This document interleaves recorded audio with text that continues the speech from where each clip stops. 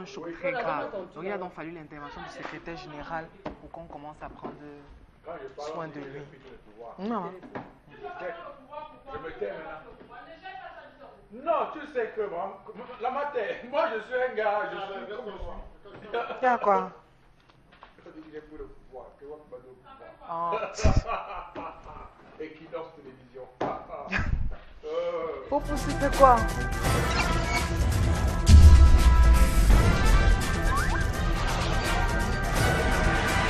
Equinox Télévision, au-delà de l'image, nous rendons compte.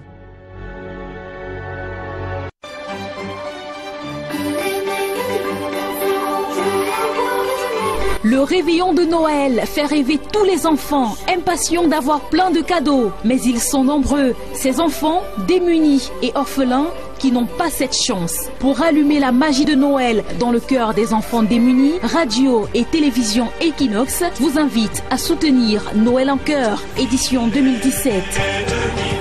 Vos cadeaux pour les démunis et orphelins sont attendus tous les jours au service commercial de Equinox jusqu'au 20 décembre prochain. Noël en cœur est un événement radio et télévision Equinox.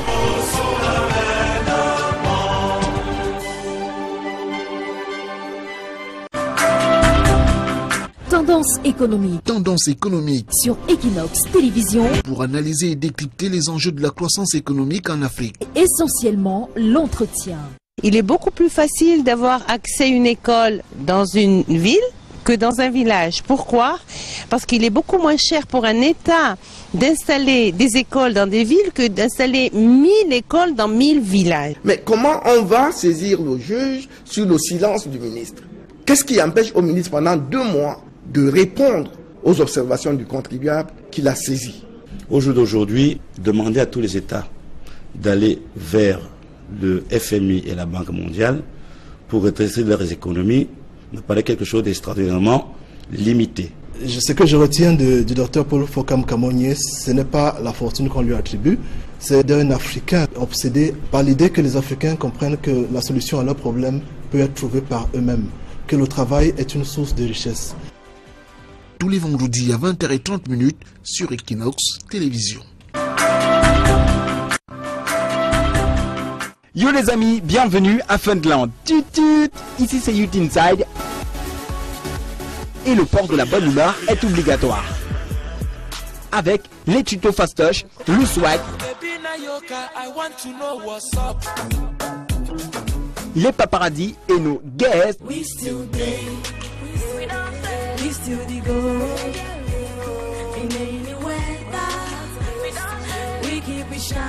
Retrouvons-nous donc tous les samedis entre 15h et 17h sur Equinox Télévision.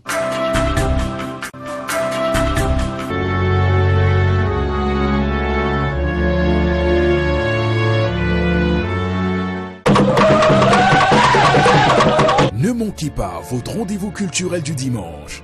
Culture et civilisation, c'est l'origine des peuples. Mambanda originates from Kupamanunguba. Le portrait des grandes figures de l'histoire.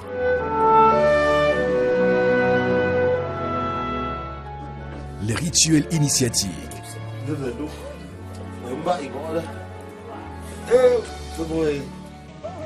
Les danses folkloriques.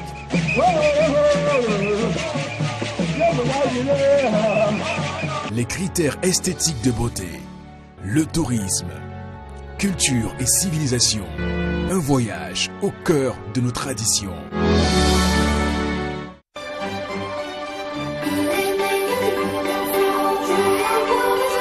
Le réveillon de Noël fait rêver tous les enfants, impatients d'avoir plein de cadeaux. Mais ils sont nombreux, ces enfants démunis et orphelins qui n'ont pas cette chance. Pour allumer la magie de Noël dans le cœur des enfants démunis, Radio et Télévision Equinox vous invite à soutenir Noël en cœur, édition 2017. Vos cadeaux pour les démunis et orphelins sont attendus tous les jours au service commercial de Equinox jusqu'au 20 décembre prochain. Noël en cœur est un événement radio et télévision Equinox.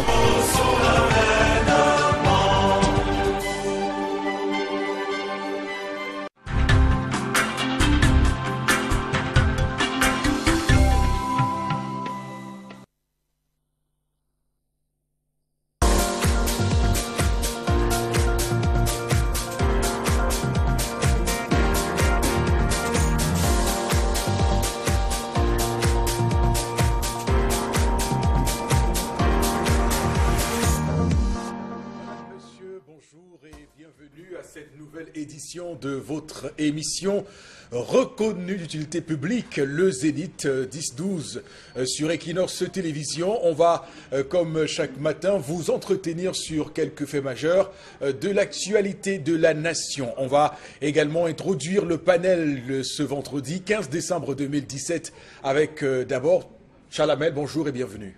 Bonjour Eric Fopoussier, bonjour à tous les téléspectateurs. Bonjour également à Florazé et bienvenue. Merci Eric Fopoussier, bonjour à vous sur le plateau, bonjour à nos chers téléspectateurs. Très heureuse de vous retrouver pour ce vendredi et lorsqu'il sera 11h passé de 5 minutes, nous allons revenir sur ce qui fait l'actualité sur la toile et à travers les commentaires de nos chers internautes. Également sur ce plateau ce matin, Bob Bengan, bonjour et bienvenue. Bonjour Eric, bonjour à nos téléspectateurs. Et on va lancer l'émission rapidement avec Keigné Tendance et l'histoire du jour. Bonjour et bienvenue. Tu m'as pas appelé de Bruxelles, Eric. Je ne peux pas accepter ça. Tout le monde sait que tu m'appelles Tendance que de Bruxelles. Donc tu vas encore me représenter. Oui, tout à fait. Non, tu me représentes. C'est vrai. Je valide ta Tendance. Ok, d'accord. C'est Keigné Tendance de Bruxelles. Voilà comment tu dois présenter une voyageuse. Chère dame, je vais encore dire bonjour à tous ceux qui m'aiment. Continuez toujours à soutenir votre star. Parce que sans vous, je ne suis rien. Voilà, ça a cuit. Je dis qu'un moment, je ne sais même pas par où je vais commencer ou encore par comment je vais commencer. Aujourd'hui, on va parler de l'hypocrisie en société, dans les sociétés, dans les lieux de service. Ces gens qui ont décidé de détruire leur société. Leur entreprise. Voilà. Leur entreprise de société, c'est même pire, même tabac, à mon avis. Ces gens qui passent le temps à décourager les autres. Ces gens qui passent le temps à insulter leur patron derrière. Les gens qui passent le temps à insulter même les collègues derrière, à faire le commensal sur le nom des collègues, à faire le coup bas. Et quand ils sont devant toi, ils montrent les dents de Dracula. Tu comprends, non, Eric? Ces gens qui font semblant de t'aimer alors qu'ils ne t'aiment pas. Oui. Ces gens qui boudent l'entreprise dans le easy. Qui sont tout posés dans la société. Et quand le patron demande de faire telle chose, ils ne font pas. Parfois même ils font.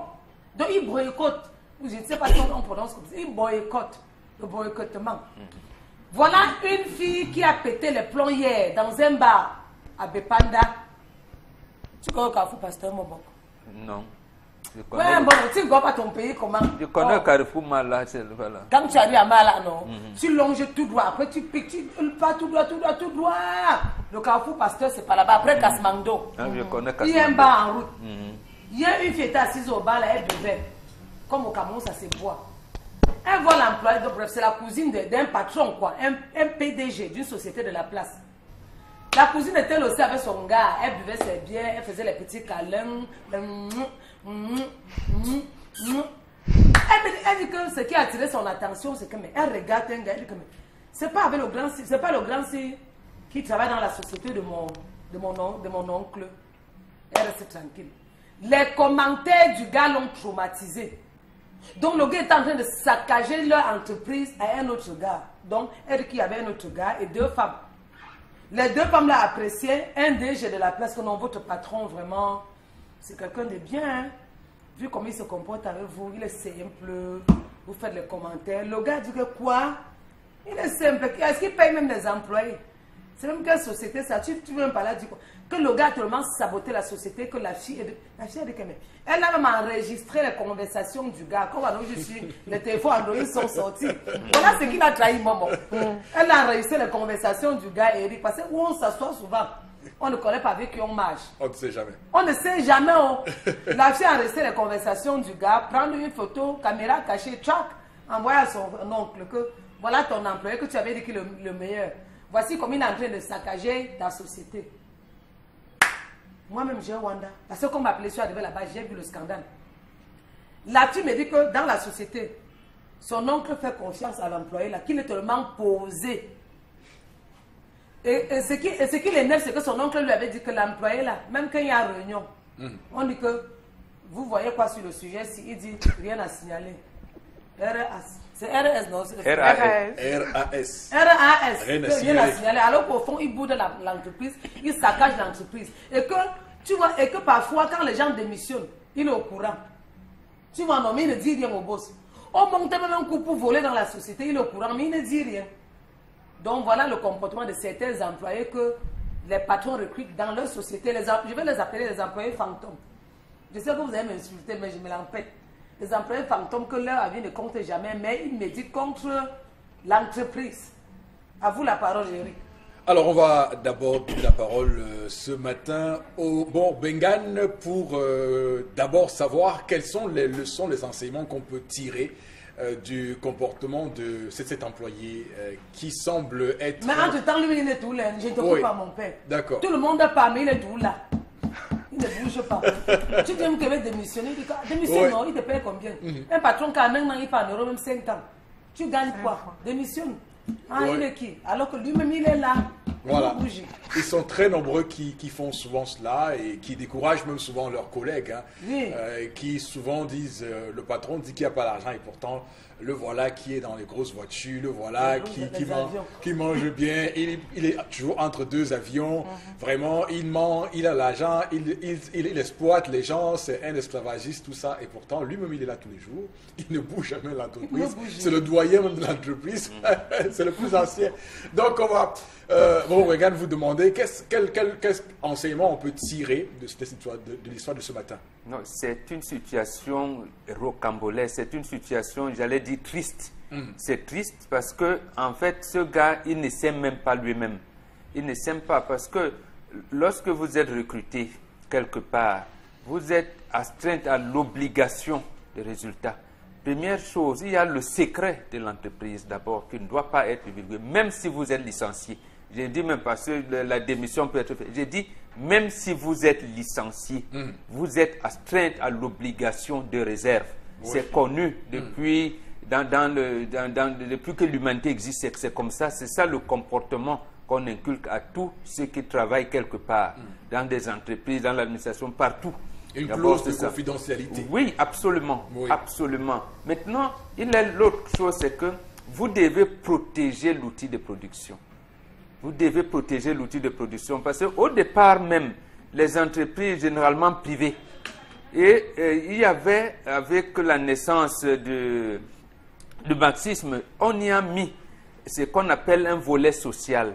Il arrivait certaines entreprises privées où le père, parce que lui, par exemple, si on se réfère à l'histoire des tendances, il bénéficie de la confiance de ses patrons. Oui. Ça veut dire que logiquement, on peut même lui demander, quand il sera proche de la retraite, de préparer un de ses enfants qui pourra qui pourrait être recruté au sein de la même entreprise. Parce que c'est comme ça, on pérennise la production, un certain nombre de choses, et on dira que telle famille, ils ont l'âme dans cette entreprise-là. Dans certaines sociétés occidentales même, on a intégré cela, c'est-à-dire une entreprise s'installe quelque part. Il se trouve même que les gens qu'on peut appeler autochtones n'ont pas le niveau d'instruction requis pour occuper des postes de cadre et tout, mais on cherche à les insérer.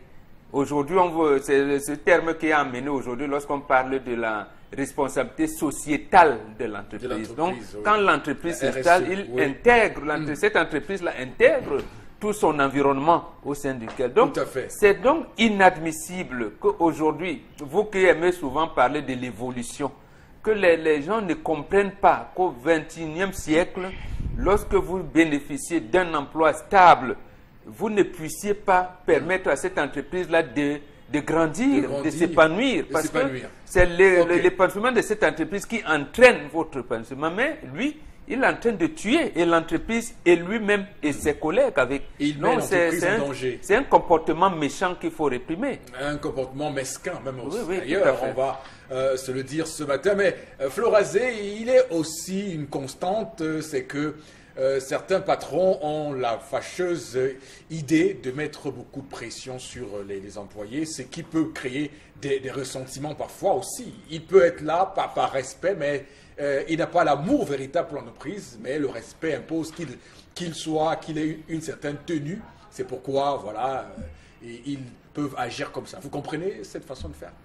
Oui, je peux comprendre le sens où on vient des horizons divers et qu'on est un peu sorti de l'époque où, justement, quand on créait, quand une fille, c'est-à-dire était mise sur pied, c'était de génération en génération parce qu'on ciblait très bien, c'était les liens de sang, on connaissait très bien qui allait diriger les contos, etc. Donc maintenant, bon, l'évolution fait qu'aujourd'hui, on est un peu beaucoup plus ouvert. Oui. Et on donne la chance à tout le monde. Donc maintenant, il est aussi très difficile même d'aller jusqu'au bout de cette enquête de moralité pour savoir est-ce que la personne que je recrute aujourd'hui pourra justement atteindre ou alors aller dans le même sens que l'entreprise s'est fixée comme objectif. Alors maintenant, on arrive justement dans certaines sociétés, groupements où justement il y a des personnes qui sont frustrées, qui n'arrivent pas à communiquer avec l'autre. Alors, vous allez voir des personnes qui sortent des familles, d'un environnement où à chaque fois que ce dernier avait envie de prendre la parole, il était tout de suite stoppé. En famille, quand il voulait aborder une question avec papa, maman et tout, il était tout de suite arrêté. Alors, vous voyez, quand il arrive en entreprise, dans un autre groupe... C'est une explication? Oui, j'essaie de justifier, bref, j'essaie de voir, parce que je ne veux pas aussi noircir le tableau. Alors, ce genre de personnes, maintenant, n'arrivent pas à s'adapter sur le plan psychologique dans une autre sphère qui est la sienne, c'est-à-dire dans le cocon familial dans lequel il s'est retrouvé, l'environnement dans lequel il a grandi et tout. Donc, ça fait que quand il revient maintenant, il rencontre certaines personnes qui bougent, qui s'expriment, etc. Alors, lui qui n'a pas justement la parole, je vais dire... Ami, à des moments devant être père. Il y a des patrons qui gèrent des situations de foyer de leurs employés. Il y a des patrons qui poussent même les employés vers le mariage. Mais pour le cas d'espèce, alors je prends pour le cas. Mais pour le cas d'espèce, le patron pour ce monsieur-là est très gentil avec lui, est très proche de lui, est très attentionné, attentif. Il a même un poste. Vous avez posé une question. Je suis en train d'ouvrir les mains pour qu'on puisse comprendre ce qui amène à ça. Alors, c'est quelqu'un qui forcément est frustré. Il vit une frustration. Qu'est-ce qui peut dans le frustrer? Ça peut être son patron qui le frustre. Et pourtant, il bénéficie d'autant de Est-ce que vous êtes sûr que ce que vous considérez comme étant un avantage pour lui, lui, il le prend de cette façon? Non, il peut avoir des yeux plus gros que le cœur, comme on dit généralement. Donc, il est frustré. Il peut estimer qu'il mérite mieux. Qu'il mérite mieux. Qu'il mérite mieux. Ça peut être sur le traitement salarial. Ça peut être, il y a des gens qui vous donnent, mais qui vous méprisent dans le don qu'ils sont en train de vous faire. Il y a des gens qui peuvent faire ci, qui peuvent faire ça, qui peuvent mettre à un poste de responsabilité.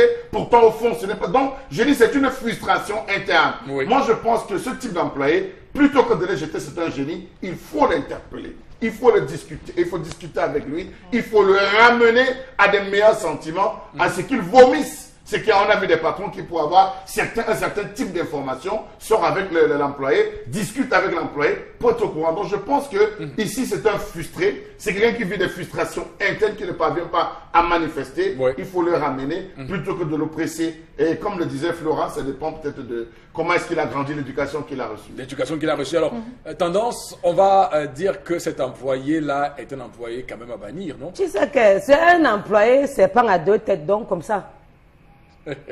Tu m'en non, ne ris pas sans comprendre, c'est un employé. Non, ce sont les employés espions. Tout à l'heure, Chalamel a dit qu'on peut le ramener, il peut causer avec le patron. C'est un employé qui, son cerveau est formaté. Donc c'est calé. Même ce qu'il fait là, dans sa tête, même si tu arranges, tu mets le sel, tu mets le cuivre, il va toujours dégamer. Je vais encore dire à tous les gens, à tous ces employés qui me regardent ce matin, quand tu n'es pas patron, tu vas te vanter comment? Parce que le patron a mesure parfois de te faire le chantage comme il veut. Oui. Maintenant, en défaisant sa société, c'est toi qui paies. Parce qu'il peut se lever un matin et te dire, ne viens plus chez moi. Tu fais comment? Mais si tu vois derrière que tu es grand et que tu peux aussi créer ta part de société, va faire ta part de société, tu recrutes les gens. Que de rester par derrière, pousser les autres, induire les autres en erreur. L'enfant qui tête les 5-6. Si l'enfant mord les 5 là, l'enfant va encore têter quoi? Bon, j'ai le problème dans la bouche. La main, non, le niveau est élevé. Non, parlons pour mes frères. C'est le high level. Oui, non, donc quand tu donnes ça à l'enfant, si l'enfant mord, si l'enfant croque, l'enfant va encore têter quoi? Rien. La main qui... On vient d'avoir comme ça va. Voilà. La main qui nourrit, on ne croque pas la main qui te nourrit. Si je connais moi qu'un patron me donne un 5 francs à la fin du mois, je marche moi à son rythme. Tu vas me démissionner, non? Tu vas me dire que je vais démissionner, tu te dis que ouais, maman, pourquoi? Toi-même, tu vois que dans la vie, pour trouver le travail, c'est difficile. Supportons. C'est dans le travail qu'on trouve le travail. Mais même si tu veux partir, pas en bon terme. Pas Pas jusqu'à si de banque c'est amer, tu peux encore revenir, on t'accepte. D'accord. Ne fais pas le genre que tu peux arriver, tu commences à faire les posts sur les réseaux sociaux. Que ne me cherchez plus là-bas, oh. Après vous venez pleurer. Vous venez pleurer, un patron dit, il garde la voiture, il ne parvient pas à monter les escaliers. Vous faites les posts. Ne me cherchez plus là-bas, vos copines commandent, on met dans le forum. Voilà. On sabote vos patrons, après vous venez pleurer. On joue au fier. Pardon, c'est qu'on m'a trompé. On joue au fier. On m'a trompé, excusez-moi. Et le jour que vous revenez, vous dites que je suis très fier de revenir à la maison. Merci. Quelle maison que vous avez sabotée avant? Merci beaucoup pour cette pointe d'humour qui permet quand même de comprendre très bien ce qui se passe réellement lorsque on se retrouve ainsi licencié et qu'on souhaite revenir sur ses pas. Alors Bengan, j'aimerais surtout questionner un peu la relation que certains patrons entretiennent avec certains employés. On dit souvent que la familiarité entraîne le mépris. Est-ce que c'est pas de trop cajoler l'employé et sortir même du cadre professionnel qui fait en sorte que souvent on mélange tout et l'employé peut-être devient un jour dans une jalousie, il commence à vouloir détruire en kamikaze l'entreprise en induisant les autres en erreur et en allant faire le sabotage à l'extérieur? Non, il faudrait que nous tous qui d'abord questionner le management des relations de patron. Oui, tout à fait. Il faudrait que tous les employés, nous tous, qui travaillons quelque part, dans le privé, dans le public, même dans les entreprises familiales, que nous sachions une chose, le boss, le patron, n'a pas les mêmes types de relations avec tout le monde. Il y a des types de relations qu'on entretient avec le responsable personnel. Il y a un type de relation qu'on entretient avec le responsable des finances. D'accord. Il y a un type de relation qu'on entretient avec le délégué du personnel. Parce qu'il y a un type. Maintenant, l'ambiance générale au sein de l'entreprise doit être, comme vous avez dit, cordiale. C'est-à-dire que les portes de patrons doivent être ouvertes chaque fois parce que, comme disait Charles Hamel, peut avoir des frustrations multiples. Quelqu'un peut même avoir un problème domestique à la maison. Il le frustre au point où il vient voir le patron et dit, vraiment, c'est vrai, les collègues ont constaté que, mais en tant qu'aîné, en tant que quelqu'un, est-ce que voilà, mais ça se limite à ce niveau. Parce que même le patron n'ira pas dire demain que j'ai réglé tel problème que mon employé avait avec son épouse ou avec son époux. De la même manière... Même sur les collègues qui le font après, auprès de vos collègues. Voilà, là c'est condamnable. C'est condamnable pour cet employé-ci. Moi, contrairement à la conclusion de Charles Hamel, moi, il faut le licencier.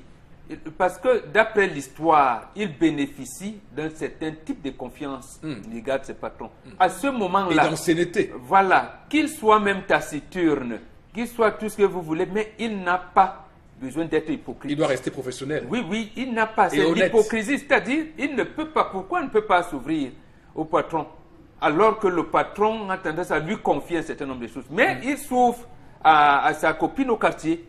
Comment et ça part de bouche à oreille, ça va revenir, l'information revient comment au patron? À travers la cousine du patron qui envoie pas. Non, il ne doit plus être là.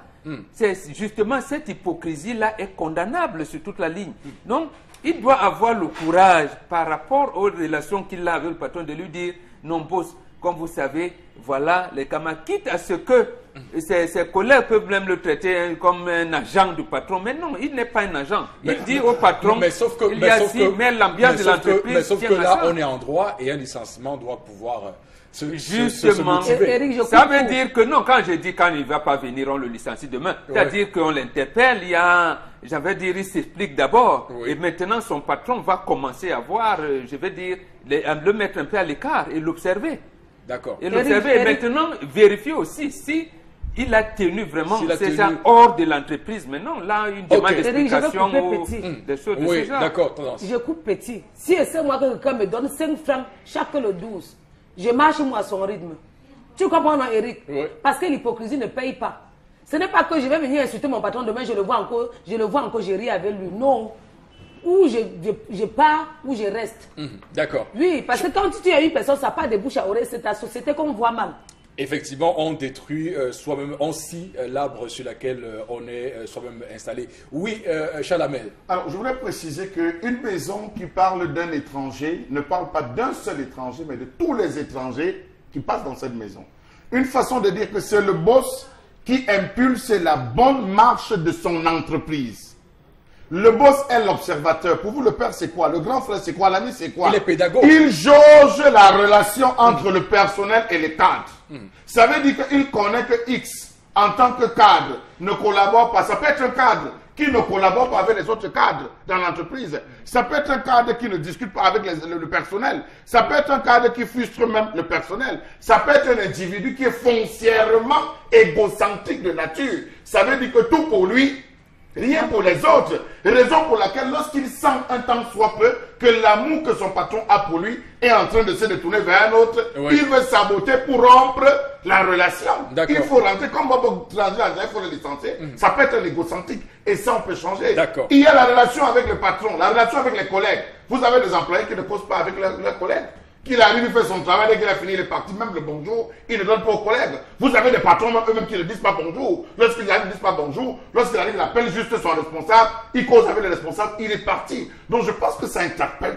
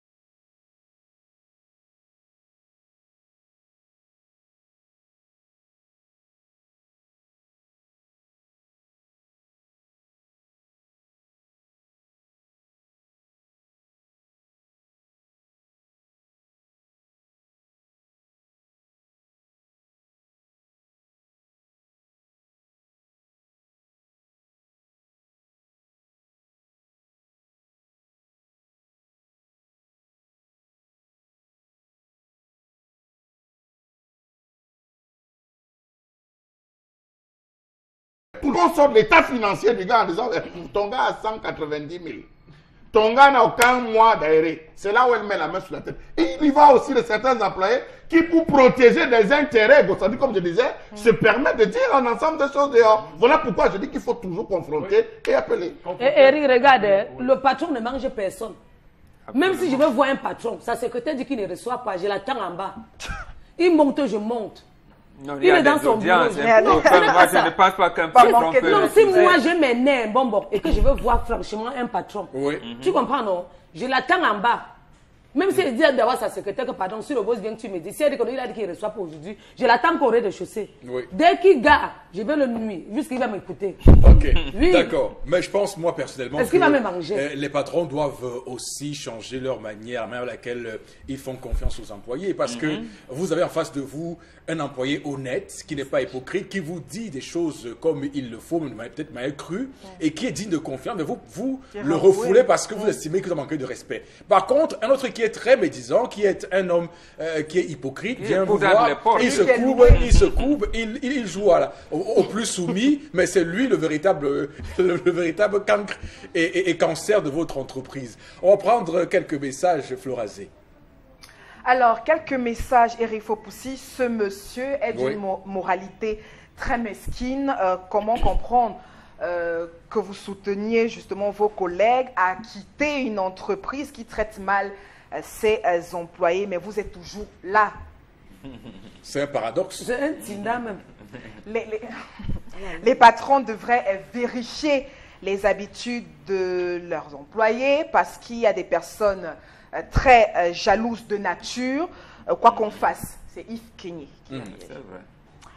Alors, c'est déplorable ce genre de situation, c'est Lionel qui s'insurge. Autre SMS7 employé n'est qu'un hypocrite s'il n'est pas satisfait qu'il parle à son chef que d'être un diable à l'extérieur et un ange à l'intérieur. Merci. Merci beaucoup à vous, Florazé, pour ces messages. Et merci à vous, mesdames, messieurs, à la maison. Merci de nous envoyer vos différents avis sur les sujets que nous développons dans cette émission. La suite, débarquement au cœur d'un territoire où les crimes rituels font la loi. C'est la colère de Chalamel.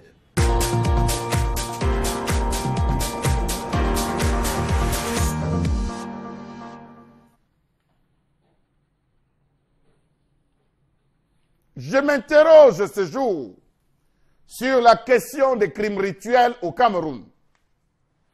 Je m'interroge sur la question des crimes rituels dans les plus hauts cercles de ce pays.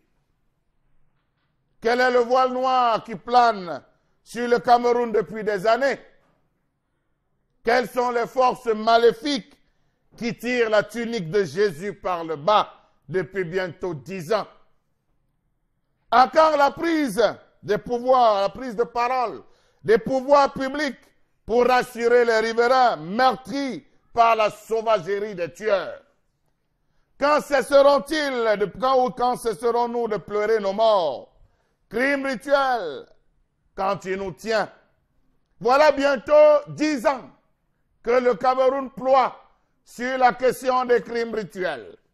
Personnes mutilées, des femmes violées, nous rappelant que la jungle s'est installée dans le pays, inondée de sang innocent. Que fait le gouvernement? Que disent les autorités? Comme la sueur qui coule sur les fronts. Le drame des écarts, avec plus de 800 morts sur le carreau, que nous a-t-on dit? De quoi s'est-il passé? Tous les communiqués jusqu'à ce jour parlent des disparus. Ils ont disparu où? Ne sait-on pas où ils se trouvent? Pourquoi ces wagons n'ont-ils pas été sortis de là où ils se trouvaient? Point d'interrogation. Cet accident de General Express en 10 mois, de quoi s'agissait-il? On a suspendu, mais qu'est-ce qu'on dit les audits? Le meurtre de Colbison avec 15 filles assassinées et égorgées, celui de Bimboman avec 15 filles retrouvées mortes avec des organes mutilés. Nous étions en 2012-2013. Quand aboutit ou quand va-t-on aboutir les enquêtes? Point d'interrogation. En 2 semaines seulement, plusieurs accidents de la route avec au moins 150 vies, reste 600 millions de litres de bière seulement en 2012 et environ 700 millions de litres de bière, nous sommes comme ça en 2017, soit l'équivalent d'un fleuve. Notre pays a été classé premier parmi les consommateurs de vin de Bordeaux en Afrique, même palmarès pour ce qui concerne le champagne. Entre-temps, le petit peuple, la jeunesse et les enfants se contentent des whisky miniaturisés aux noms les plus divers. N'oublions pas les shilling parties qui ne cessent de s'organiser, les soirées partout, tout en one face et j'en passe. Alors, qui avait raison? Le constat du peuple ou alors les dires de Charles Akeba-Yéné au sujet de cette affaire de crime rituel et cercle de pouvoir? Nous sommes donc en plein territoire et le point que je m'en vais soulever en premier, c'est de poser d'abord le problème de la sorcellerie au Cameroun. On sait qu'il y a on sait que le code pénal punit les faits de sorcellerie au Cameroun, mais également interroger ce matin sur ce plateau la compétence, comment on accède à des postes de responsabilité, comment est-ce qu'on grandit dans l'ascenseur social. Alors, une fois qu'on a dit ça, Momo Bengan, comment comprendre cette question de crime rituel? Sur quel bout doit-on tenir cette question des crimes rituels? Non, en un mot, la réponse est connue de tout le monde. C'est ce que vous appelez l'évolution de la société, c'est tout. C'est-à-dire que l'occidentalisation de la vie a envahi l'Afrique et de manière frénétique. le président, vous avez pris comment on accède au cercle de pouvoir ici? Moi, je vous réponds à l'autre versant. Le président des États-Unis prête serment sur la Bible. Mais le satanisme existe aux États-Unis. Oui. Là-bas, un enfant peut même entrer à l'école, il assassine ses camarades. Oui. Un policier, il peut faire ce qu'il veut. Il y a même les endroits où, lorsque vous arrivez à New York ou à Washington, on me dit, ne vous aventurez pas sur les postes. Même les policiers ne vont pas dans tel endroit.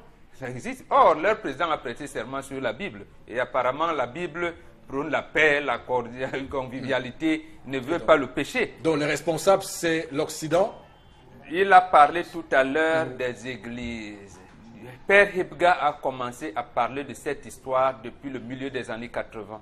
Lorsque ce qu'on appelle le satanisme, qui peut se cacher sous plusieurs formes. Ça se cache sous la forme des charlatans.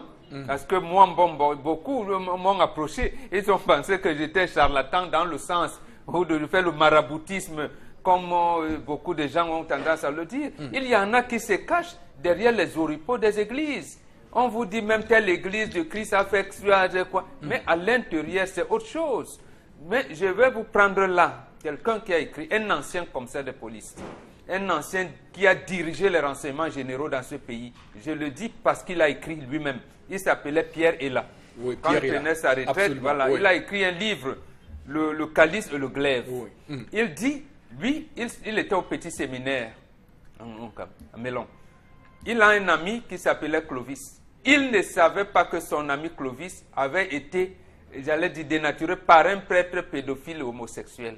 Il le constate lorsque Clovis assassine. Un jour, on découvre que la fille de Clovis est décédée. Et quand il remonte des informations, c'est son ami, ils ont fait le petit séminaire à Mélon ensemble. Il se rend compte que mais ce n'est pas possible. C'est là où il se rend compte que mais Clovis avait tel comportement, il avait tel comportement. C'est là où il se rend compte que le gars avec qui il est depuis 12 ans, lui, ils ont 50 ans maintenant, il n'avait jamais connu son ami.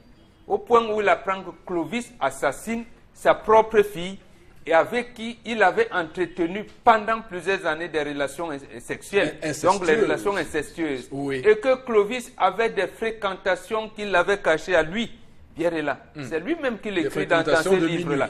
Donc, comment quelqu'un peut assassiner sa propre fille avec qui il a eu les relations si ce n'est pas d'autres choses, d'autres pratiques, et un ancien séminariste.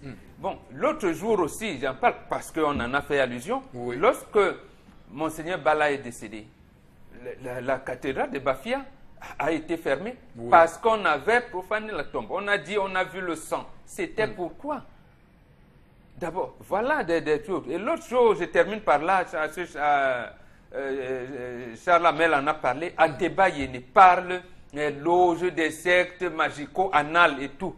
Il a fait allusion à ce qui s'est passé à Mimboman. Mais précisément, pourquoi la police judiciaire et même notre administration judiciaire n'éclaire pas les problèmes? En France, on sait que de trop, quand on dit que tel est pédophile, on le suit au point où on le met à la place publique parce qu'on l'a mis en examen. Ici, notre compatriote et nos compatriotes assassinent ses enfants parce qu'il s'est naturalisé suisse. Il passe se réfugier à l'ambassade de Suisse pour qu'on le remette à la direction de la police judiciaire. Toujours est là, l'enquête va se suivre un jour, on n'aura pas de résultat. Alors, donc en fait, j'ai envie qu'on comprenne bien. Vous avez soulevé, vous avez placé le contexte dans lequel on se trouve actuellement au Cameroun sur la question des crimes rituels, ça c'est compris. Alors, mais sauf qu'on remarque une forme d'impunité. L'impunité vient de quoi? Du fait qu'on protège, ou est-ce que matériellement on peut tracer ces faits-là? Est-ce qu'on peut expliquer, parce qu'on parle d'un principe que lorsqu'on parle de sorcellerie, c'est des pratiques qui ne sont pas connues qui ne sont pas explicables par monsieur tout le monde. Oui. Le dispositif judiciaire Cameroun admet les sorciers. C'est-à-dire qu'il y a des gens dans tous les tribunaux du Cameroun qui peuvent expliquer des cas de sorcellerie.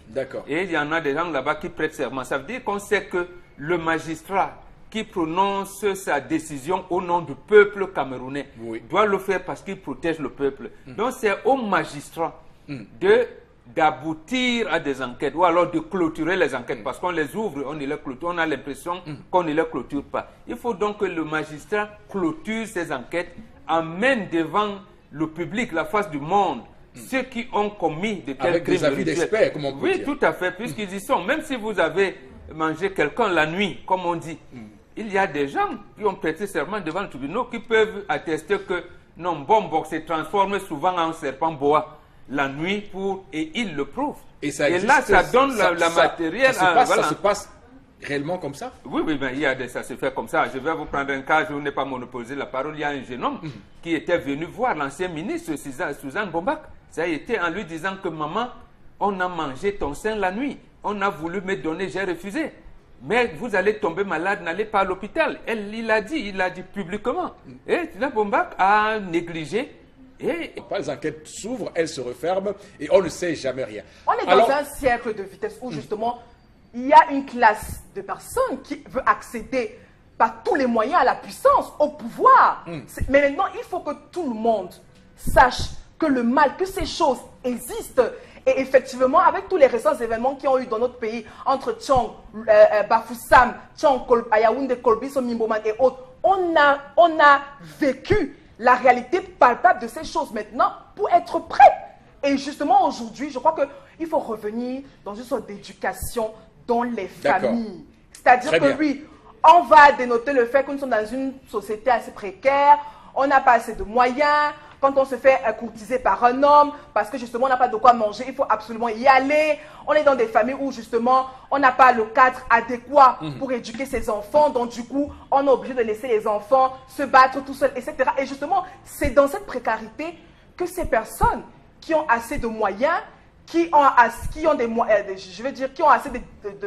une facile disponibilité à avoir ces enfants, d'avoir ce type de personnes, les jeunes filles et autres, qui vivent dans un malaise total, d'opérer et d'arriver à leur fin. Vous terminez par là, Florazé. Alors, tendance, on va surtout dire que les crimes rituels, on est tous d'accord sur ce plateau que c'est réel, donc c'est plus un débat de savoir si on croit ou on ne croit pas aux crimes rituels ou à la sorcellerie. Mais qu'est-ce que vous en pensez, vous? Eric, j'en pense que je vais en penser que quoi? Quand on parle de crimes rituels, je pense à Mimboman. Mimboman qui est resté gravé dans le cerveau de nos enfants. Quand je me lève au dit pour dire que pas une de ma fille dit maman n'est pas Mimboman. Je dis pourquoi mon bébé? Elle dit que parce qu'on va te chier là-bas. C'est resté gravé dans sa mémoire. Quand je pense à l'entrée de Panda, j'ai la chair de poule. Une étudiante qu'on a assassinée, lancé son corps là-bas l'année dernière. Quand on voulait parler, les gars ont dit non, c'est un règlement de compte. Quand vous escroquez les gars, vous vous attendez à quoi? Chaque jour, je dis sur ce plateau, comme on ne rentre plus. Même si tu t'es escroqué, ça là, tu en que ça va résoudre le problème, que ton argent va revenir. Non, ça ne va rien résoudre. Mais si tu t'es escroqué, considère qu'on t'a aussi agressé. Tu restes tranquille que de tuer l'enfant de quelqu'un. Et le sang de quelqu'un, ce n'est pas l'eau. Je suis fatigué de parler. Crime rituel. Oui, maintenant, de deux, il y a un truc qu'on appelle l'untem. L'untem, je ne sais pas comment il peut prononcer en français. Je vais lancer ça partout. Pour que si vous arrêtez un enfant par rapport au crime rituel, l'untem vous signale à la police. Je vais descendre dans mon village pour ça, chez un combat. Il va me trouver ça. De deux, aujourd'hui, là, quand tu as une personne qui est malade, tu es obligé de l'amener peut-être soit à la garnison. De peur que si tu amènes ton malade à la cantine et que ton malade décède, tu vas, en mettant le corps à la morgue, tu ne vas pas être tranquille. Tu vas seulement dire que, ou je vais venir retirer le corps qu'on a seulement enlevé les reins, ou qu'on a seulement enlevé le sexe. Tu as peur. Donc, pardon. Nous, on ne peut plus revoir ça ou encore entendre ça dans le pays ici. Le pays de Roger Mila. Le pays de Tendance Cogne. Alors, c'est compris. Et Chalamel, sauf que là, on est en face de populations qui sont livrées à elles-mêmes et souvent qui se battent comme elles peuvent pour se protéger contre ces brigands métaphysiques, j'ai envie de dire. Faut-il créer une brigade anti-sorcellerie au Cameroun auprès des policiers, les former pour qu'on sorte de ça? Parce qu'au final, qu'est-ce qu'on fait quand on a établi un diagnostic et comment on en sort? Il y a des indicateurs, Eric Fopoussi, qui devait donner la chair de poule à toute personne qui viendrait, n'est-ce pas, à les côtoyer. Je parle de ces indicateurs. Nous avons d'abord le livre de Charles Atebaye, dont faisait allusion Bamba tout à l'heure. Nous avons le documentaire réalisé par Fanny Pigeot. Nous avons la grande une, ou bien l'une des colonnes du Messager en avril 2005, si mes souvenirs sont exacts. Et tout récemment, nous avons eu le livre Méditation de prison de Titus Edouard, où il révélait un ensemble de choses. Pour Fanny Pigeot, elle disait dans une émission, à l'heure du crime, je pense que c'était sur RTL, au Cameroun de Paul Biya, où elle précisait à l'intérieur que les pratiques de sorcellerie et les crimes rituels s'exercent au plus haut sommet de la terre, de l'État. Alors, elle est allée en décrivant ce qu'elle vivait. Les gens sont tombés sur elle, on a dit non, elle cherchait à discréditer, c'était un combat contre l'État du Cameroun, tous nous sommes engouffrés dans la crue. 2005, nous sommes en avril, lorsqu'il y a la une du Messager, on titre que pour avoir un poste de responsabilité au Cameroun, accéder au pouvoir social et devenir riche, la voie connue de tous est celle des cercles mystico-magiques. Ça, c'est la une, en avril 2005, du Messager. Bon, on reste, on se dit, mais qu'est-ce qui ne va pas? Nous avons, à une certaine époque, et je pense que Tendance et Florazé vont se souvenir de cela, des femmes, des hommes qui se faisaient agresser chez eux et qu'on obligeait de coucher avec leurs filles. Des braqueurs, des agresseurs entrent, ils ont dans une maison, ils sortent des armes, ils ne prennent rien, mais on demande de coucher avec la fille. Il aura fallu qu'on attrape un agresseur, un braqueur, qui dise que non, c'est l'homme qui nous a payé. Il nous a donné 2 millions pour venir le faire, pour venir payer, puisqu'il n'avait pas le courage. Il fallait que ça se fasse ainsi. Vous avez des gens qui ont des pratiques, qui ont des comportements asociaux, véritablement, mais ça ne dérange absolument personne.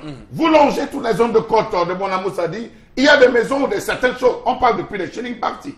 Des chilling parties où les gens se retrouvent, ils fument, ils consomment, il y a des rituels qui sont faits, ça ne dérange personne. Est-ce qu'on va dire qu'on n'est pas au courant de ça?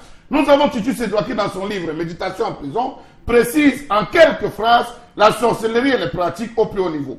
Boire tout frais du sang humain, pratiquer comme rituel de purification d'allégeance l'homosexualité, engager en action des combats nocturnes épiques et suicidaires sur des avions tapis volants. Je vous assure que seul le Mbombo sur ce plateau peut nous expliquer toute la magie, comment fonctionnent les aéroports dans ce monde mystique. On va aller dans les boîtes de sardines. C'est vraiment bon. Alors, oui.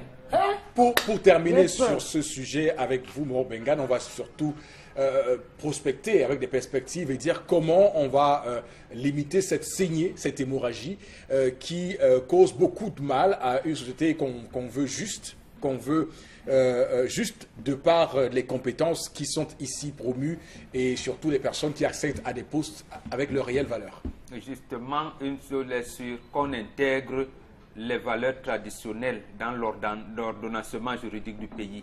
J'ai dénoncé dernièrement une disposition du nouveau code pénal camerounais qui disait qu'un gendre peut emprisonner son beau-père et épouser la fille parce qu'il a estimé que la dot était élevée. Voilà le genre de choses donc qui vont faire en sorte que la société sera qui favorise, voilà, non, c'est pour dire quoi? Quand on veut intégrer qu'est-ce que la valeur traditionnelle, qu'est-ce que la dot, qu'est-ce que la sorcellerie, qu'est-ce que tel ou tel, on intègre ceux qui détiennent les clés de ces pouvoirs et en plus qu'ils inspirent les juristes d'aujourd'hui comment c'était ordonnancé, comment on punissait ceux qui étaient lancés dans la sorcellerie, le con, le famla et tout ça, et ces crimes rituels. Parce que ça existait avant, ce n'est pas aujourd'hui, mais c'est la recrudescence de, comment je vais dire ça, de ce brassage que vous appelez mondialisation qui revient aujourd'hui et surtout quand ça vient de l'extérieur, ça vous engouffre et tout. Donc on l'intègre. Qui n'est pas en soi mauvais en tout point. On pourrait prendre des... Voilà, mais chaque pays se protège. Voilà. Nous avons les initiés africains qui peuvent aider les États africains à se protéger contre, et l'appeler les forces maléfiques, les forces nocturnes et les forces du mal de toujours. On leur dit comment ça se passe et ils insèrent ça dans l'ordonnancement juridique. C'est pour ça qu'en disant tout à l'heure, j'observe souvent dans certains tribunaux les gens qui viennent expliquer les pratiques de sorcellerie. C'est très bien pour que les magistrats aient je veux dire, la matière pour argumenter les décisions qu'ils prennent. Mais qu'ils aillent au-delà.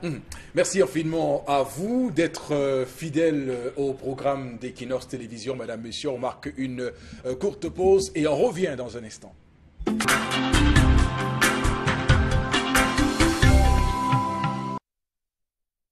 Pour cette deuxième partie de votre programme 10-12, le Zénith, Madame, Messieurs, pour ce vendredi 15 décembre 2017. On va entamer cette seconde manche avec vos messages, les messages que nous recevons avec beaucoup de plaisir, un plaisir non dissimulé. Et ça, vous le savez, avec vous aussi, Florazé, qui allez vous y coller. Merci Eric Fopoussi. Alors, quelques réactions. Les loges sont des facteurs de sous-développement. C'est pourquoi l'Afrique, en particulier le Cameroun, ne se développera jamais par rapport à ces crimes. C'est Yves Kenyé qui réagit. Autre, en ce qui concerne les crimes rituels, ceux qui assassinent ne sont que la face visible de l'iceberg. La face cachée étant des personnes très haut placées, du coup, qui va-t-on punir? Vous comprendrez donc que les enquêtes ne se referment jamais. Il y a des gens qui ont commis des livres, on peut commencer par ces personnes qui ont commis des livres. Les plus importants, c'est de livrer à la société les commanditaires. Dans toutes les sociétés, même traditionnelles, lorsqu'il y avait des individus qui se pliaient à ce type de pratique, ils étaient pourchassés et il y avait un ensemble de rituels pour exorciser ce type de mal, à moins qu'ils soient légitimés.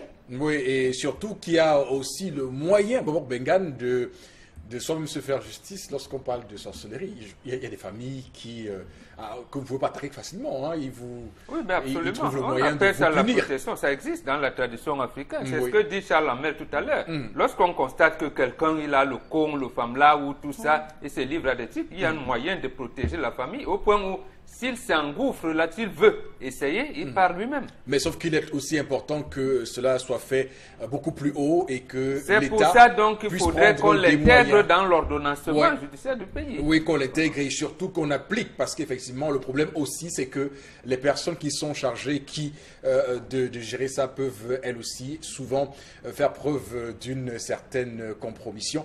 Bon, c'est pas ce qu'on dit ici, mais on dit juste que, bon, voilà, c'est quand même... Non, en fait, la loi est impersonnelle. La loi ne vise pas quelqu'un de manière individuelle. La loi impersonnelle, elle est là pour encadrer la société. C'est pour cette raison que nous, les initiés africains, nous disons toujours que peut-être vous avez mal pris la loi que vous avez, parce qu'on fait comme si c'est la loi qui règle. Non, la société d'abord est réglementée par les valeurs morales. Chaque peuple connaît Dieu. Et il sait comment on a peur de Dieu. Quelles sont les prescriptions que Dieu a laissées. Et ce sont ces prescriptions-là qu'on encadre dans un cursus de loi. Mais nous, on calque les lois qui viennent de l'Occident, qui n'intègrent pas les réalités ici. C'est pour ça que ce téléspectateur parle de ces loges qui viennent nous commander. Et c'est pourquoi cette loi sur la sorcellerie, justement, a du mal à être appliquée et même du mal à résoudre ce problème. Parce qu'on n'a pas introduit ce qui... réprimander la sorcellerie sur place. Voilà, donc ça a du mal, une telle loi a du mal donc à régler le problème. Donc pourquoi pas réécrire cette loi et impliquer donc des paramètres et des paradigmes liés aux cultures africaines, comme vous l'appelez de vos voeux. Bobo Bengan, sur ce plateau, on va aussi dire que nous n'accusons personne sur ce plateau, on va juste essayer de comprendre comment on peut en sortir. Un autre message, Florazé, peut-être un dernier avant de passer à autre chose. Oui, alors pour avoir un poste au Cameroun, où tu entres dans ces sectes ou alors tu te donnes dans des pratiques sexuelles inacceptables. D'accord. Et aussi une petite précision importante à faire ce matin, c'est que on doit pouvoir inculquer dans l'esprit des gens les valeurs comme le travail, la persévérance. Oui, parce que lorsqu'on est poussé par la facilité et l'oisiveté, forcément on tombe facilement dans ce type de piège. Il faut quand même dire que non, il y a quand même des Camerounais qui ont été reçus au concours de l'ENAM sans passer par les bakchiches ou par des pratiques. Il y en a qui ont reçu leur concours vraiment de manière honnête. Tout à fait. Et parce qu'ils sont valables. Donc, ça existe aussi. On peut décrire la corruption, mais on le dit clairement, des Camerounais se présentent à ce concours-là et réussissent sans se compromettre d'une manière ou d'une autre. On va, madame, monsieur, enchaîner pour la suite de cette émission et prendre la revue des réseaux sociaux. Et c'est encore Florazé sur le plateau. Merci Rifo Poussi avec tout ce qui alimente les commentaires sur la toile. On parle notamment de football pour ce vendredi.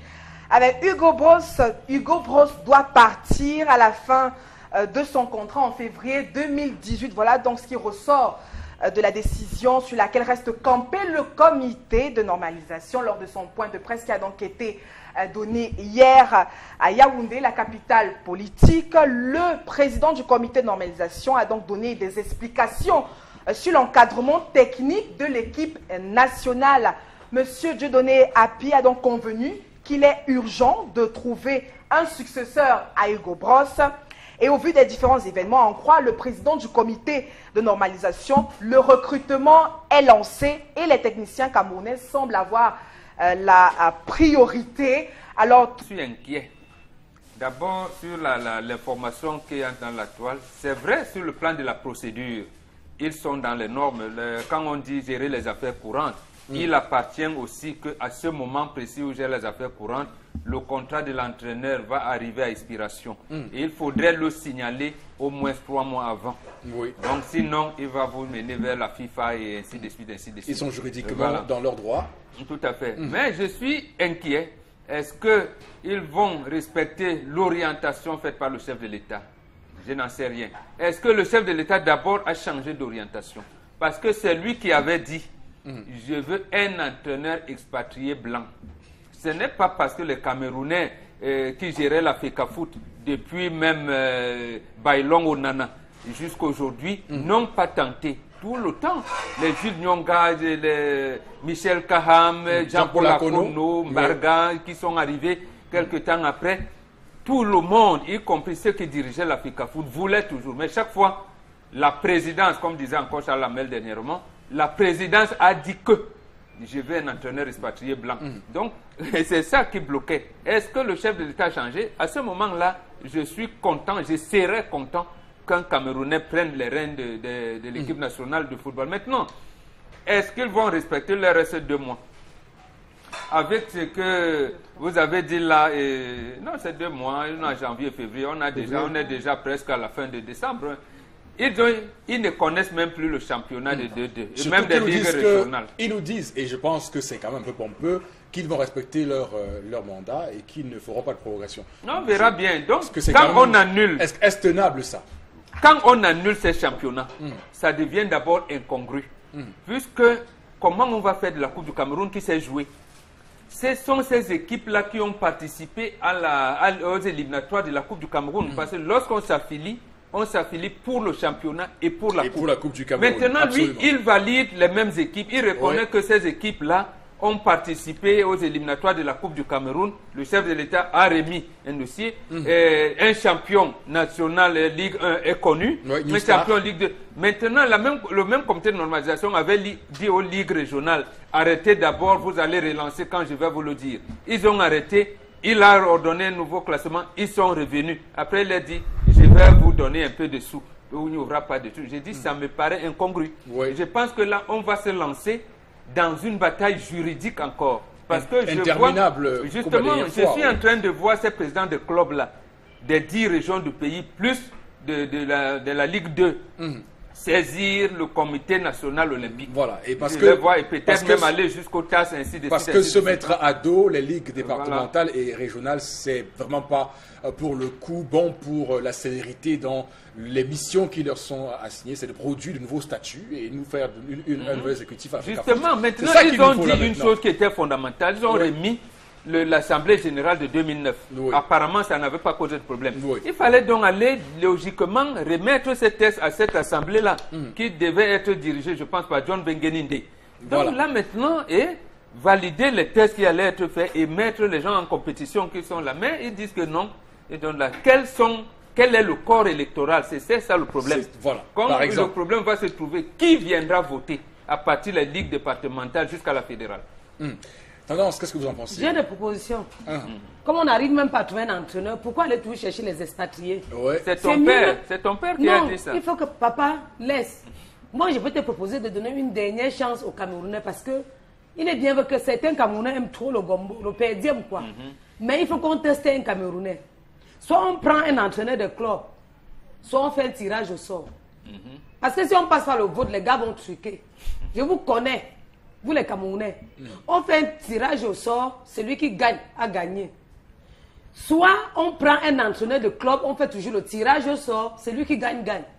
Parce que si c'est dit qu'on va commencer par le vote. Combien de fois qu'on dit que liste électorale, partez pour vous inscrire sur les listes électorales, période de vote, il y a tout trucage. Le tout, si papa réfléchis la nuit porte conseil. En tout cas, Rigobert Son pourrait... même Lucien Motobo. Je vais même proposer les gens. Lucien Motobo. Les gens que je connais. Et il entraîne les A', donc ce serait facile pour lui d'entraîner... Rigobert Son. Oui. Vous, les Camerounais ont failli attraper l'AVC. Non, ça va. Papa Akono. Je ne peux même pas prononcer son nom parce que s'il revient dans l'équipe maintenant, c'est pour mourir une fois. Non, il est malade parce que c'est à cause de vous. Vous l'avez trop fait bavarder. De deux, je peux proposer Lucien Motomo. Je peux proposer Guy Fotine. Je peux proposer même William Andem, pourquoi pas, même Kala Congo, les anciens joueurs. Voilà, merci. Je pense dans Lyon blessé de foot, on choisit même quelqu'un. Voilà, on choisit quelqu'un qui viendra blessé. entraîner cette équipe nationale du Cameroun, les Lions indomptables. Rappelons quand même que c'est le chef de l'État via le décret 72 qui justement, moment que je passe votre contrôle, qui gère l'équipe nationale. C'est vraiment, comme on dit, pour des raisons d'État que cela est fait ainsi. Parce que preuve, la direction administrative et financière des équipes nationales, c'est au ministère des Sports. Ce n'est pas l'Africa Foot. C'est pas l'Africa Foot. Vous comprenez que tout cela nous amène à penser que c'est inquiétant. J'ai commencé par inquiétude. Je pense que c'est le mot qui pourrait qualifier ce qui se passe actuellement dans le football camerounais. Et on continue à faire les mêmes erreurs, à commettre les mêmes erreurs et les mêmes résultats vont nous arriver. Nous serons étonnés après. On va prendre notre information, Florazé, de ce Eric matin. Fopoussi, Mbombok, Chalamel, tendance la toute dernière. Avec ce drame qui s'est donc produit hier, on a donc le directeur des affaires générales à la présidence de la République qui a donc été percuté par un camion. Alors, celui-ci s'agit de Essana Mahamat qui a donc subi cet accident alors qu'il effectuait son petit jogging physique non loin de son domicile. Fondena a grièvement blessé à la tête et inconscient. Il a donc été conduit par un riverain qui allait à son lieu de service et qu'il a donc secouru. Alors, selon Mutation également qui a relevé l'information, il a donc fallu l'arrivée du secrétaire général de la présidente de la République pour que le blessé soit donc pris en charge. Il n'était donc pas identifiable quand il a été amené donc sur les lieux dans cette institution hospitalière. Alors tout le monde s'insurge sur la toile. C'est vrai que les Camerounais ne sont pas de gaieté de cœur avec cet accident. Beaucoup s'en foutent même. Mais alors on revient justement sur le professionnalisme de nos médecins, du corps médical dans nos institutions hospitalières. Est-ce déjà la grosse question qui se pose sur les réseaux, est-ce un attentat contre la personne d'Essana Mahamat, président du conseil d'administration de l'agence de régulation des télécommunications, sénateur suppléant, directeur maintenant des affaires générales à la présidente de la République. Comment se fait-il qu'une seule personne puisse donc cumuler autant de postes? Manque-t-il de cadres au Cameroun? Tout le monde s'insurge, mais ils ne sont pas nombreux en tout cas qui sont pour la cause de ce dernier. D'accord, il y a une petite erreur sur l'image qui a été faite. Je pense qu'on a rapidement mis de côté l'image. Donc on va dire que cette actualité quand même révèle quelques leçons qu'on pourrait en tirer, parce qu'effectivement, il s'agit d'un haut fonctionnaire, il s'agit également d'un accident qu'on pourrait qualifier quand même d'assez surprenant. C'est vrai qu'il faisait son sport, et donc lorsqu'une haute personnalité subit un tel choc, on se pose des questions quand même. Oui, on se pose des questions. Justement, ça nous renvoie au cas Koumateke, parce que c'est ce cas qui avait défrayé la chronique et qui a mis au goût du jour d'abord l'assistance, la prise en charge dans nos établissements hospitaliers du Cameroun, l'accueil. Voilà, monsieur, il arrive parce qu'il n'était pas, j'allais dire, il n'est pas venu dans sa limousine. On ne l'a pas accueilli. On ne l'a pas accueilli, donc c'est pour dire qu'il pleut sur tous les toits. Et sur tous les toits, donc on ne l'a pas accueilli. Il a fallu l'intervention on vous dit que c'est tel, pour qu'on remette, que le centre, ceux qui l'accueillent, se mettent en mouvement pour l'accueillir. Mais ce n'est pas l'autre chose. Il n'est pas le seul. Hein. Il y a un ministre des Mines qui en a été victime, mais dont on n'avait pas parlé. Il s'appelle Michael Tomdio Nganko. Mais s'était passé comme ça. En fait, il est même sorti du gouvernement alors qu'il était hospitalisé. Il faisait le même sport. J'avais été surpris de sa sortie du gouvernement. Parce qu'il était malade. Il a eu un accident. Là, il s'est fracturé, je pense, l'omoplate. Et il en est sorti. Donc, ici, vous voyez donc que même ceux qui dirigent la République ne sont pas engagés. Et ça pose encore le problème des infrastructures sportives. Où est-ce qu'on peut aller faire le sport? Un haut responsable de la République qui est percuté par un camion lorsqu'il fait le sport. Ça montre donc que le Cameroun, c'est vraiment le Cameroun. On fait le sport au parcours Vita Mbomok. Mais le camion vont faire quoi là-bas au parcours Mais ce qui m'énerve, c'est que les Camerounais sont à Rwanda. Oui, quand quelqu'un arrive à l'hôpital, un accidenté. Vraiment. Papa Fouda avait dit ici que quoi? Que si on amène un malade, ou même si on l'a agressé, même s'il a fait quoi, on commence d'abord à prendre soin de lui en attendant qui que ce soit. Après, peut-être qu'il a oublié, vous avez négligé. On va encore lui rappeler ça. Il avait dit que dans tous les hôpitaux du Cameroun, que si quelqu'un arrive aux urgences, on commence d'abord avec les premiers soins avant d'attendre la famille. Si le grand cadre s'y mourra, on allait dire quoi? Nous sommes d'abord combien au Cameroun? Non, nous ne sommes pas nombreux, Mbombo. Donc, pardon, cher docteur. Si j'étais moi à l'école, c'est moi que docteur Eric. Ce que j'aide moi les gens, parce qu'il n'est pas moi fréquenté. Ce que je vois dans ma clinique, les gens viennent là-bas se faire soigner pour rien. Bon, mais donc, tu soignes les mœurs déjà avec ce que tu fais. C'est déjà ce qui... Avec quoi? Donc, Flora, comme je te disais, Eric, donc, papa, cher docteur, il faut avoir l'amour du cœur. Donc, travaillez avec le cœur, même s'il n'y a pas l'argent. Faites quand même. Très bien. Les premiers soins. La famille va venir rembourser, même si on ne rembourse pas. On sait qu'il y a les gens malhonnêtes, mais il faut quand même faire travailler avec l'amour. Alors, Charles Hamel, qu'est-ce que vous retenez qu'est-ce qui vous marque, qui retient votre attention suite à cet accident un peu insolite, même si ça fait quand même mal de savoir qu'a subi ce DAG de la présidence? Continuez à aller vous faire soigner à l'étranger. Évacuation sanitaire. Continuez à faire les évacuations sanitaires et vous verrez que ce qui vous arrive aujourd'hui continuera à vous arriver. Non, sans blague, il faut dire que ça démontre qu'il y a un déphasage entre cette minorité qui a confisqué le pouvoir, confisqué les richesses de ce pays et cette grande majorité qui souffre. Voilà quelqu'un qui est méconnu. Il est méconnu puisqu'il arrive même à l'hôpital, celui qui le transporte même ne le connaît pas. Il va déjà transporter X ou Y, vraiment, on l'a connu là, je ne sais pas, débrouiller. C'est ce qu'il a dit. J'ai trouvé quelqu'un. C'est ça que je dis, c'est la méconnaissance. Il y a un déphasage entre le haut et le bas. On ne connaît pas. Vous avez des gens qui ne connaissent pas les galons. Tout le monde c'est chef. Tous les galons, moi, je me connais. Chef.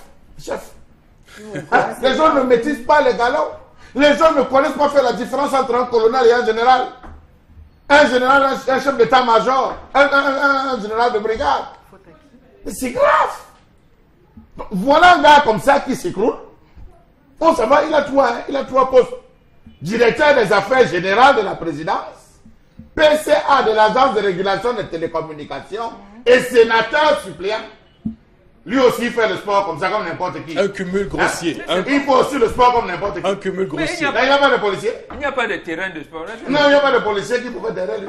Comment on voit les autres faire le sport. Il y a des gens qui ont une certaine simplicité dans leur manière de vivre. C'est là justement où la simplicité nous conduit. Je crois qu'il est temps que les gens prennent leurs responsabilités. Ça, c'est pas pour faire rire. Ça, il faut tirer à un moment donné et se dire, c'est une personnalité de cette République qui va faire le sport à un endroit. Je crois que dans tous les services du monde entier, lorsqu'une personne de ce rang sort, quand même les renseignements, c'est des gens qui méritent avoir au moins un minimum comment on va dire, d'un bon manque de surveillance, de sécurité, un minimum de sécurité. Parce que n'importe quel qui pouvait l'agresser. Vous pouvez l'agresser à ce niveau. Mais connaissant comment fonctionne le Cameroun, je ne crois pas, enfin, je peux me tromper, je ne crois pas qu'il y ait personne qui l'ait suivi dans tout ça. Mais qui l'a amené à l'hôpital? C'est quelqu'un qui l'a amené à l'hôpital. Je ne pense pas que... Le cas de Françoise Foni, je reviens là-dessus. Le cas de Françoise Foni devait appeler et interpeller les Camerounais. Elle a eu un accident. Dans quelles conditions elle s'est retrouvée à l'hôpital central de Yaoundé? Qu'est-ce qu'il fallait prendre comme batterie? Les mesures avant que le chef de l'État n'intervienne pour une évacuation sanitaire. Regardez le temps qu'on prend. Et il arrive, on le laisse là, comme n'importe qui, jusqu'à ce qu'on dise que, hey, voilà le secrétaire général, la présidence qui arrive, Ferdinand, sinon tout le monde panique, hey, donc c'est une personnalité, on le prend là en charge. Mais Charles Hamel, je ne voudrais pas, je serais peut-être minoritaire sur le plateau, mais je tiens à le rappeler, je pense qu'il n'y a pas une vie humaine qui équivale plus que l'autre. Donc il va falloir qu'on fasse l'intérêt général, le principe fondateur de l'autre système de santé au Cameroun. Il ne faut pas qu'on dise que parce qu'il est ministre, il doit bénéficier plus que l'autre. On doit s'occuper, une personne qui est en souffrance doit être entretenu, doit être secouru. On est d'accord avec toi, nous sommes tous sur la même longueur d'onde, mais au moins, c'est tendance qu'il a dit tout à l'heure. Ces gens n'ont plus suivi les prescriptions du ministre de la Santé publique. Il avait dit bien même bon. Deuxièmement, ils ont posé le problème d'argent. Quand ils se rendent donc compte que même l'argent, là, le gars, il a l'argent. Donc, en fait, il fallait le prendre en charge. Non, c'est pour dire quoi? Pour dire que voilà, donc, depuis un moment, on parle de l'assurance santé universelle. D'accord. Donc, ça aurait pu prendre. Et les médecins qui ont mis ça, on les a affectés partout. Là, il n'y a même pas de connexion. Donc, Docteur Basson. C'est 1300 milliards, c'est 1300 milliards, la sécurité. Et voilà, mais au moins qu'on met ça en place. On va dire que c'est docteur Basson et ses amis qui nous ont amenés à ça. Et le CIMEC qui a beaucoup travaillé. Oui, Florazé. Je crois que c'est une situation qui interpelle. Hein, et que maintenant, si on peut même sanctionner, qu'on sanctionne. Parce que justement, ce qui arrive à l'autre, mais je crois qu'à travers cet acte, on constate que ce qui arrive à l'autre pourrait aussi vous arriver demain ou après-demain. Il aurait succombé face à cette Voilà Margassoukous. Voilà Margassoukous qu'on a ramené à l'hôpital. Presque inconscient. C'est encore une femme qui a ramené Margassoukous presque inconscient à l'hôpital. Elle-même a seulement disparu. Parce qu'on commence. C'est ça le problème. La question. Bien sûr, pour l'avoir, un prix vraiment dérisoire. Il faut donc rappeler que Red Cooper est donc cette poêle de qualité supérieure. Elle ne colle pas, ça il faut le rappeler. Hein. C'est une poêle idéale pour les fritures, une poêle idéale pour c'est-à-dire pour la réalisation de vos gâteaux de mariage, d'anniversaire, de vos gâteaux de maison. C'est également une poêle médicale. Pourquoi médicale? Parce qu'elle vous permet de faire une cuisson santé, hein, sans huile. Également, nos amis diabétiques peuvent également l'utiliser tout simplement sans avoir besoin, c'est-à-dire de l'huile ou alors c'est-à-dire de matière grasse. Alors nous invitons tout simplement tous ceux qui nous regardent, que ce soit du côté de l'ouest, du côté hors du Cameroun, du côté de Bamenda, c'est donc l'occasion plus que jamais de l'acheter. Hein. Ça, je vous le rappelle, de l'acheter. Parce que cette poêle, elle est véritable, magique. Oui, elle ne coûte que 15 000 francs. Vous l'avez donc à 15 000 francs. Cette magnifique poêle de qualité supérieure, elle est solide au point où même un véhicule posé dessus ne peut pas la détruire. Donc, chers téléspectateurs, prenez donc le numéro de téléphone. Vous êtes à Yaoundé, à Bafoussam, appelez directement et vous aurez votre poêle à domicile. Alors, nous invitons tout de suite, chers téléspectateurs, après donc la poêle Red Cooper, nous allons passer à notre second produit, qui est bien entendu les super gants. Juste après ceci. Je me faisais brûler les mains tout le temps pour pouvoir servir tous mes clients. Mais ça, c'était avant de monter ces gants. Et oui, Gigi, avec Super Gants, manipuler des casseroles en pleine ébullition, des marmites ultra chaudes, des grillades à la poêle, au four et au barbecue, tout y passe. Et vous n'avez pas tout vu. Fabriqué à base de silicone, Super Gants est anti-brûlure, anti-chaleur et fait gagner du temps.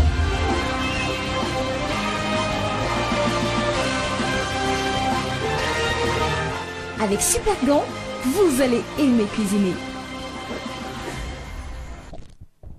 Bien entendu, voilà, regardez bien sûr, elle a changé ma main, elle a pris notre décor et bien sûr sur ma main, c'est bien entendu des gants de cuisine, super gants, ah ben oui, super grâce à son design, super grâce à sa qualité et super grâce à son utilisation, c'est bien sûr super gants qui vous permettent donc de faire une cuisine sans toutefois vous inquiéter. Hein. On peut bien sûr utiliser super gants que ce soit pour ouvrir un mec qui chauffe, pour retirer bien sûr des aliments dans de l'eau chaude, hein, que ce soit même pour les femmes qui font dans la braise peuvent également utiliser super gants. Regardez comme cette dame est en train de manipuler un morceau de viande. Je rappelle, c'est des poêles hygiéniques.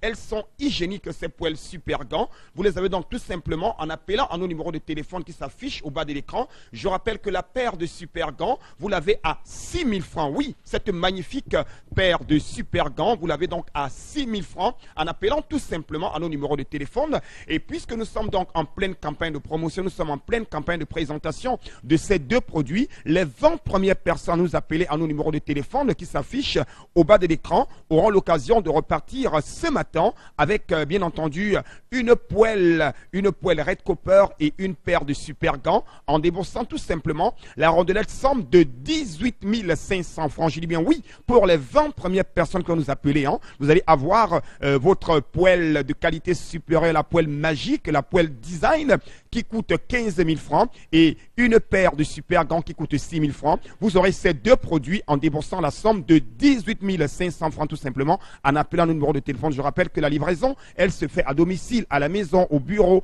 quel qu'en soit vous êtes, vous appelez à ce numéro de téléphone et vous aurez droit à vos deux produits, à savoir Red Cooper et les gants super gants. Merci beaucoup. tous mes clients. Mais ça, c'était avant de m'offrir ces gants. Et oui Gigi, avec Supergant, manipuler des casseroles en pleine ébullition, des marmites ultra chaudes, des grillades à la poêle, au four et au barbecue, tout y passe. Et vous n'avez pas tout vu. Fabriqué à base de silicone, Supergant est anti-brûlure, anti-chaleur et fait gagner du temps.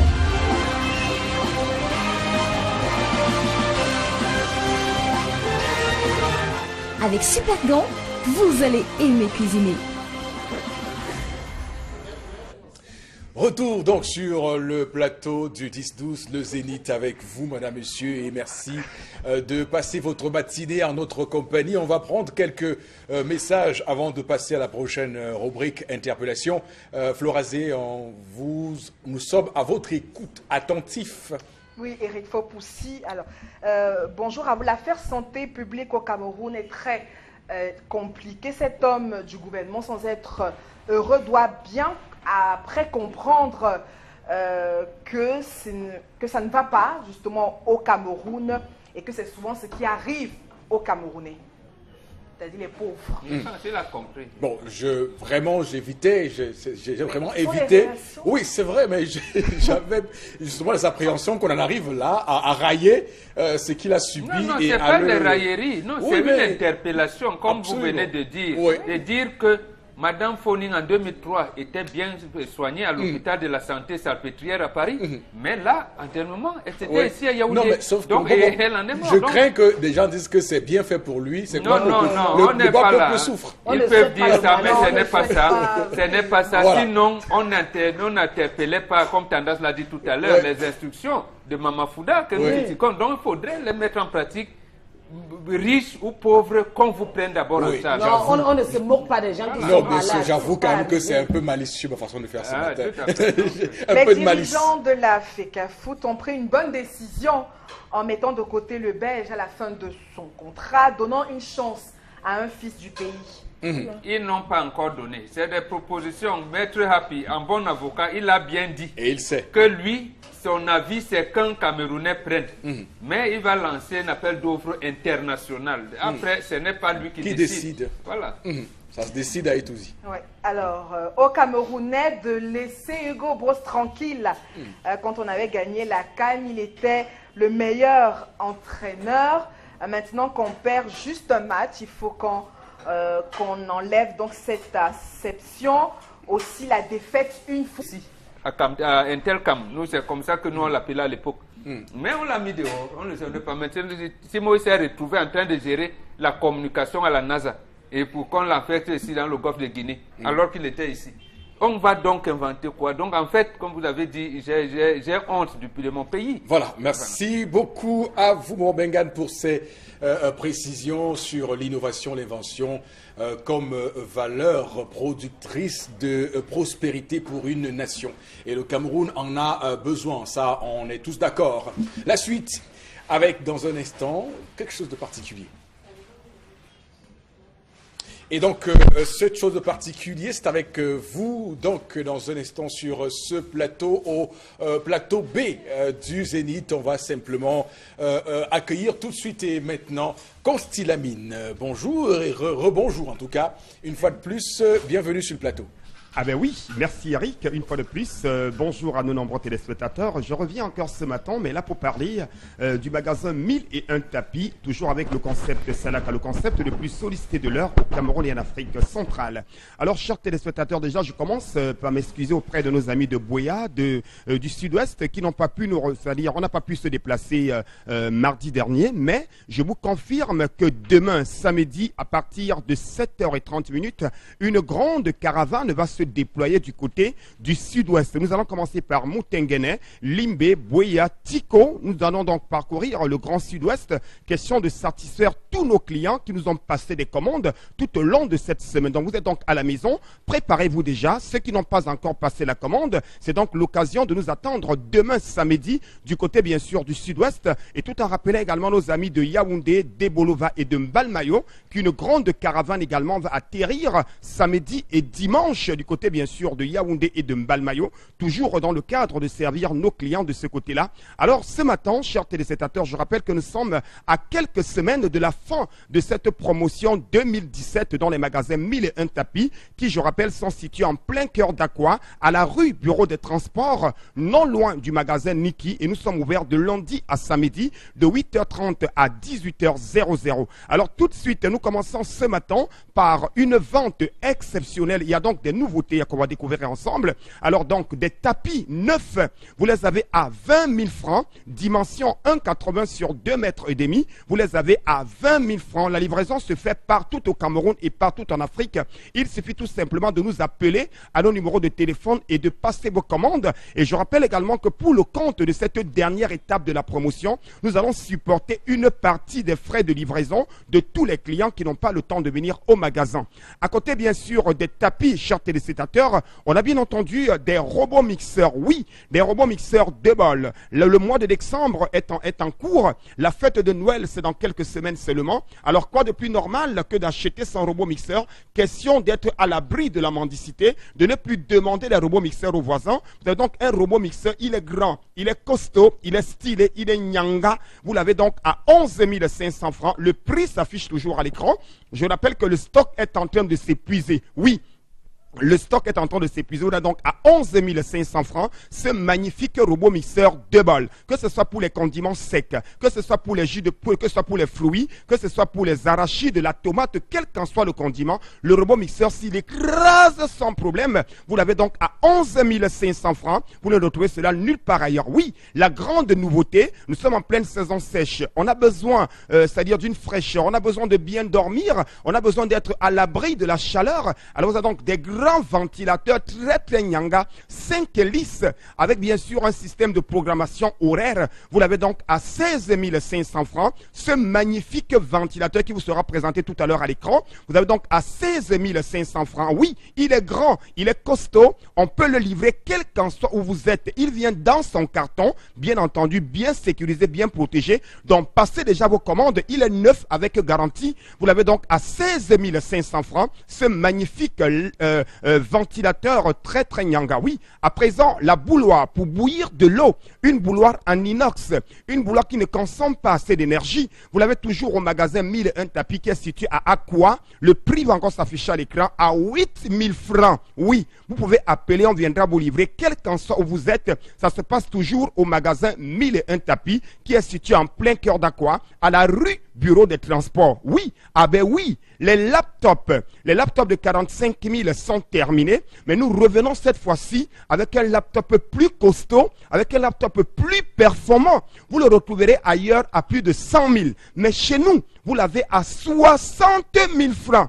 Et je rappelle qu'on n'a qu'une vingtaine de pièces pour tout le Cameroun et toute l'Afrique. Une vingtaine de pièces à vendre. Donc n'hésitez surtout pas. Ceux qui n'ont pas la totalité d'argent, vous pouvez faire des avances, vous pouvez appeler dès à présent et avoir votre laptop le moment venu en déboursant la somme de 60 000 francs seulement. C'est un corps de Dio Dell.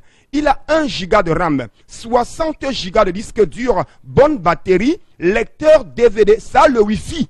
Contrairement à ceux de 45 000, ceux-ci ont le Wi-Fi. Vous l'avez donc à 60 000 francs. À côté, bien sûr, du laptop Dell, vous avez donc un laptop cette fois-ci qui a 160 gigas de disque dur. Il a une webcam, ce qu'on appelle communément au quartier l'œil. Donc ça a l'œil. Il a une bonne batterie, un processeur d'1.7 Wi-Fi et 2 gigas de RAM. Vous l'avez à 85 000 francs au lieu de 175 000 comme partout ailleurs. Et bien, ce laptop, on vous l'envoie, on vous le livre à domicile. Et nous serons du côté du sud-ouest demain, dont nos amis de Bouya peuvent déjà appeler. Nous mettons le système en anglais ou en français selon vos besoins. Oui, vous l'avez à 85 000 francs seulement. Après donc avoir saisi ces documents, on devrait les imprimer, on devrait les photocopier, on devrait les scanner pour envoyer aux amis. Vous avez donc une imprimante neuve, 3 en 1. Le stock est de retour, mais il est très limité. Vous l'avez à 34 000 francs dans le carton. Imprimante HP, 3 en 1. Quel qu'en soit où vous êtes, au bureau, à la maison, à l'école, appelez. on viendra vous livrer d'imprimantes ou alors passer au magasin à Aqua, à la rue Bureau des Transports. À présent, place à la plaque à gaz turbo. Oui, je sais qu'il y a tellement de repas à faire le 24 et le 25 décembre. Le premier, on ne doit pas aller préparer chez le voisin. Dit, voisin, s'il te plaît, tu peux m'aider ta cuisinière. Non, c'est terminé. Chacun doit avoir au moins ces 2 plaques à gaz à la maison. Pendant qu'on prépare la nourriture là-bas, on prépare l'autre repas là-bas avec des plaques à gaz turbo. Le prix va encore s'afficher à l'écran. Vous l'avez donc à 27 000 francs. Je rappelle qu'elle est vitrée turbo de qualité supérieure à 27 000. Et je rappelle que la vitre ne se casse pas. À présent, après avoir mangé, on devrait danser. On devrait écouter la radio Equinox. Alors, un ouf à 25 000 au magasin 1001 tapis. Je rappelle que nous sommes à quelques semaines de la fin de la promotion. Ceux qui n'ont pas assez d'argent, ceux qui n'ont pas le temps, nous acceptons les avances. Et je rappelle que tous ceux qui vont appeler cette semaine auront l'occasion de repartir avec d'énormes avantages. Donc, dès que vous appelez là, tout au long de cette semaine, c'est-à-dire aujourd'hui, demain et dimanche, vous avez droit à pas mal d'avantages. Nous allons clôturer la vente, Eric, rapidement avec un régulateur de tension numérique. Oui, pour sécuriser le congélateur, sécuriser tout ce qu'il y a comme appareil à la maison, vous l'avez à partir de 17 000 francs. Il est neuf dans le carton avec garantie. Et je ne saurais partir sans dire à tous mes amis Douala, Batobesse, au magasin, tapi, madame Angolon de Meten Tatan, ou à plate robot mixeur, ou à plate laptop, Yando 1001 tapi, madame Angolon de Meten. Donc, just come, just no, for 1001 tapi, just call we, just no. You call for my number, I go give you plenty cadeau. You bipe me sepo, I go rappeler you. Don't just come, just no, for magasin, because c'est na pop salaka. Yes, come for it. I do it all for 1001 tapi. Pour cette vente exceptionnelle, on va poursuivre avec quelques messages que vous nous envoyez, mesdames, messieurs, pour tendre vers la fin de ce programme. Et pourquoi pas peut-être repréciser certaines pensées que nous avons développées sur ce plateau depuis le début de l'émission. Il y a Charles Hamel qui est encore là et le Mont Bengan qui peut également rebondir sur 2 ou 3 idées développées sur ce plateau. Alors, Florazé, on vous écoute. Alors, une autre réaction ce matin, Eric Faupoussi. On a donc Césarine Billet qui donne un petit témoignage. Elle est infirmière du côté d'Ayos. Et puis, elle dit donc qu'elle était de garde. Elle a donc pris soin de près d'une vingtaine de personnes victimes d'accidents. Elle dit, je vous assure, j'ai dû passer près de 6 mois son salaire pour compenser les multiples factures impayées. Donc, quelquefois, ne seront pas trop durs avec les infirmiers. Non, c'est pour cela que le syndicat, la centrale syndicale du secteur public vous invite à adhérer à des syndicats. Notamment, Jean-Marc Coco, il vous attend. Donc, adhérer à des syndicats, et précisément, c'est pour cette raison également que le syndicat des médecins du Cameroun, le sachant, et nous partageons votre abnégation à votre travail, à penser à cette assurance universelle-là. C'est justement pour que vous qui nous soignez, vous ne puissiez pas sortir de votre poche pour venir acheter les seringues, ainsi de suite. C'est déjà bien, ma soeur, ce que vous avez fait. Mais il faudrait que ce soit une mutualité. Autre SMS.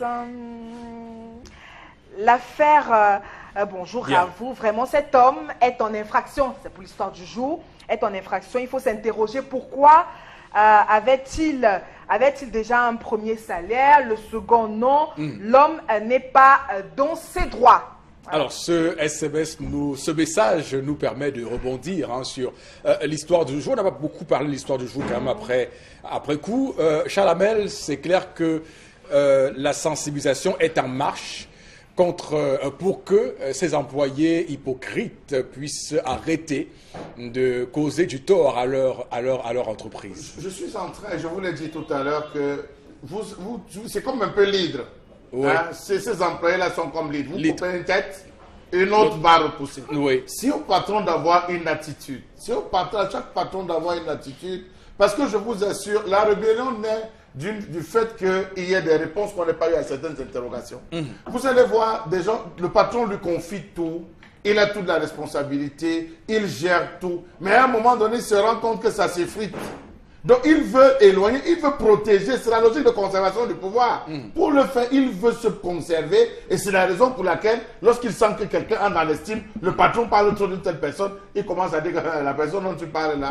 Mais sauf que ça a beaucoup de conséquences sur voilà pourquoi je dis que les performances aussi. L'entreprise peut faire banqueroute à cause de ce type d'individus. Je dis que c'est lancé au patron d'impulser la bonne marche de l'entreprise. Vous l'avez dit en l'entame en disant le patron doit faire la part des choses. Et il n'est pas obligé d'être l'ami. Il peut rester patron, créer cette barrière de respectabilité entre lui et les employés. Et vous allez voir ça va donner. Et en plus, même quand tu travailles quelque part, prends comme ta maison. Ne prends pas, ne sois pas là que un pied dedans, un pied dehors. Non. Considère que c'était ta part parce que si demain, il faut être un mauvais patron pour que demain, si l'entreprise fonctionne bien, qu'il n'essaye pas de retoucher ton salaire. Oui. Parce que souvent, quand tu travailles des années chez toi, 20 000 francs.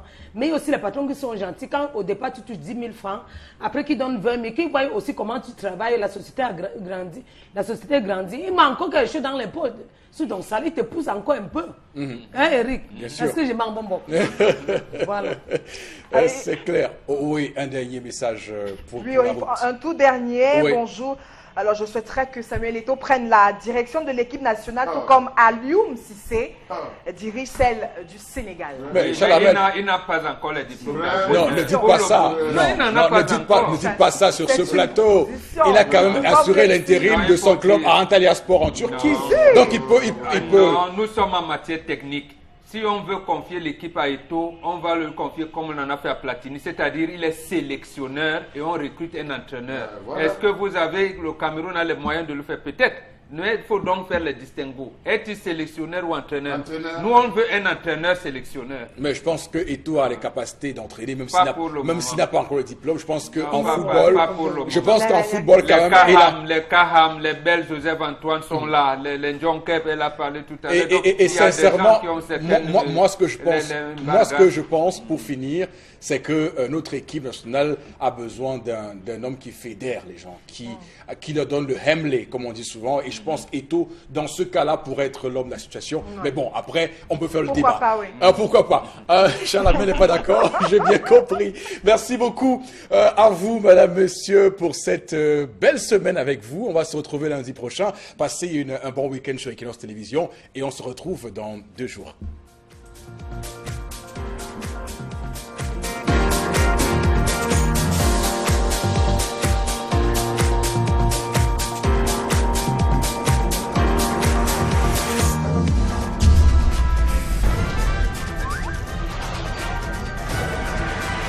Equinox Télévision, au-delà des